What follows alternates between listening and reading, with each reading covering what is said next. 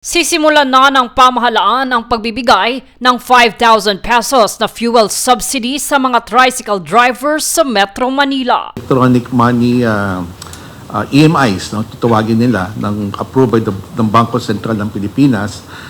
We invited them to participate here. Kasama na dyan yung ating GCash, yung ating Maya. No?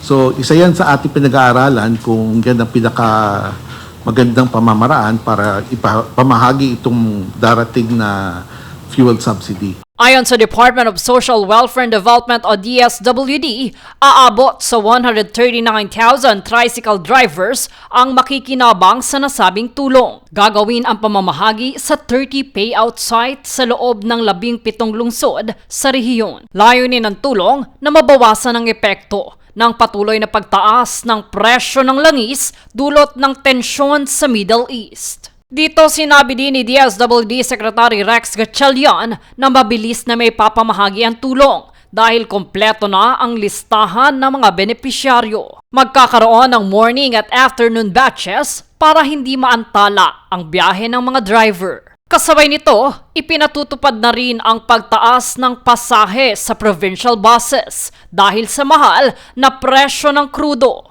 Inaasahan ding mag-anunsyo ang Land Transportation Franchising and Regulatory Board ng posibleng dagdag pasahe sa jeep at city buses sa mga susunod na araw. Ayon sa pamahalaan, bahagi ito ng mga hakbang upang matulungan ang transport sector habang patuloy ang pagtaas ng presyo ng langis.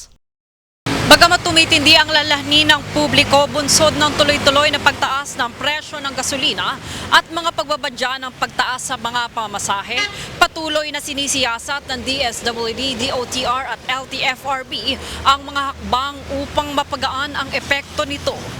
Jade Buhoy, nag-uulat para sa Golden Nation Network.